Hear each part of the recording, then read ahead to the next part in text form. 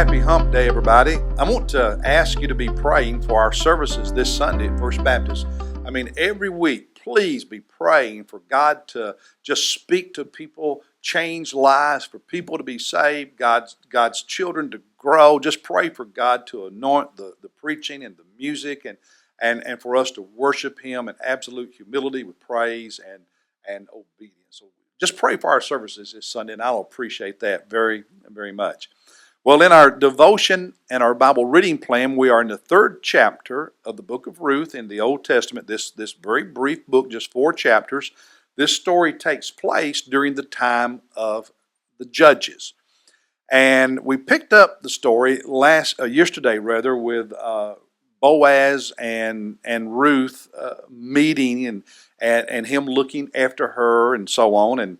And so she takes the grain and returns to her mother-in-law Naomi's house and reports to her what had happened.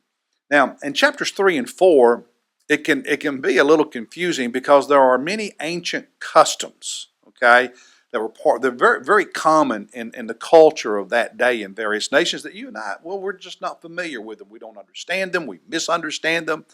And therefore, when we read them, we may not really understand what's taking place in the story accurately, or we may even get a wrong idea. And there's a lot of those customs in chapters 3 and 4 that we're going to talk about as we go through this story. Ruth is given advice by Naomi to go and place herself where Boaz will notice her because, Naomi knows that Boaz is a close relative and that Ruth needs a husband to take care of her, which will also take care of Naomi. And so the day's work has been finished, okay? So remember, the day before, or yesterday rather, she was gleaning from the fields.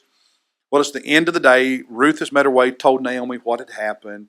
And that evening, after Boaz and all of his servants and so on, after they eat and so on, Boaz is sleeping outside near the grain that has been freshly threshed so that nobody can steal it before he can put it up. He's protecting his crop, if you will, his harvest. So he's asleep under a blanket, and Ruth gives Naomi advice, or Naomi gives Ruth advice, and Ruth follows that advice. And what she does is she goes to where Boaz is sleeping, and the Bible talks about her removing the blanket from his feet, uncovering his feet. Now, that's not sexual. What she was doing was uncovering his feet so his feet would get cold, and at some point he would wake up.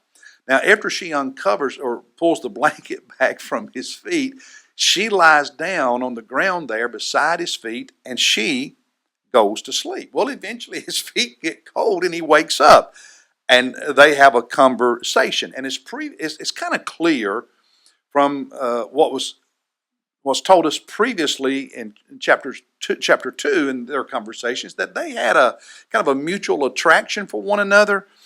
And during this conversation, Ruth ask Boaz, because he's a close relative, if he will marry her. Look at verse 9, chapter 3, verse 9. When he first wakes up, he sees someone sleeping and on the ground there, and he doesn't know who it is. And he said, "Who are you?" And she answered, "I am Ruth, your maid. So spread your covering over your maid, for you are a close relative." Now, I'm sure that's not the whole conversation. That's just a summary. Spread your clothing doesn't mean, hey, let's go to bed together. It was a symbolic thing that if he took his cloak and put it over her, it was a commitment to marry her. So she was asking him, will you do that? Will you take me as your wife? It was the custom in many ancient cultures, and it was the custom in Judaism in the Old Testament, that if someone died, that a close relative would marry that widow to provide for her. So it might be a brother of the deceased husband, or it could be a cousin, a close, or an uncle, someone who was close. And there was kind of an expectation that the closer you were in kinship, then you you got first dibs, so to speak. That expectation was kind of on you first. And so Boaz is a close relative, so it's natural in their culture for this to be a consideration. Um, Boaz makes it clear that he wants to marry her. Okay, he wants to do that. But there's another man who is a closer relative to Naomi's family, to Ruth's deceased husband's family, than Boaz is, and he has the first choice. And so Boaz that morning early sends Ruth home with grain. Now, like she came to get some more grain. He's doing that to protect her reputation so there won't be any gossip about her while she was there.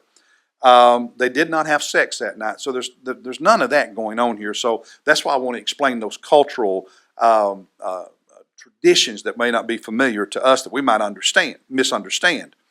The verse that stood out to me though is verse 18.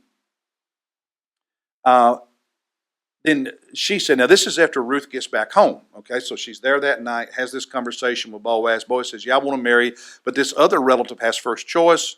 Here's some grain, go home. I'll take care of it. And so Ruth gets home and tells Naomi what happened and about Boaz's conversation and Boaz's desire to marry her unless this other relative chooses to. And Naomi responds to her daughter-in-law, to Ruth, in verse 18. Then she said, wait, my daughter, until you know how the matter turns out, for the man will not rest until he has settled it today. Naomi basically says, Ruth, hey, just be patient because I'm promising you, Boaz, he's not going to let this drag out. He's going to get this matter settled one way or the other today. So you just wait. We saw in chapter 1 that Naomi's faith was not stellar. And we understand her pain when her husband and 2 sons died, but it was obvious in chapter 1 that she blamed God. She was bitter at God. So Naomi was not a woman of great faith, but she was a woman that was very practical and at times demonstrated some actual wisdom. She knew Boaz would not wait, Boaz was, he was a wealthy man. He was a successful man. She knew that Boaz got things done, and he would take care of this matter that very day. Either the other relative is going to marry Ruth, or Boaz will, and that's exactly what happened. We'll look at that tomorrow in chapter 4. But there's lessons here for us, especially in that verse 18 when she said, "Just wait. This man's not going to let it drag on. He's going to settle it today."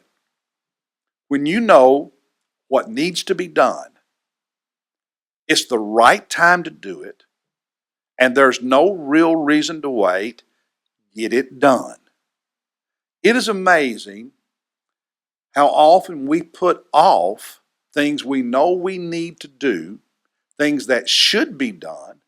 It's a good time to do them. There's no reason to wait, and yet we procrastinate. Because of that, we waste time. We waste years. Because of that, we lose opportunities. Because of that, we get ourselves in trouble. If it's the right thing to do, it's a good time to do it, and there's no reason to wait. Just get it done. I wonder how many blessings we've lost because we just didn't do it. We just kept putting it off. Think about your spiritual life. You kept putting off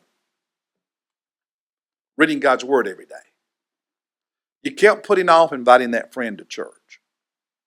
You kept putting off taking that class to learn how to share your faith with people who are lost.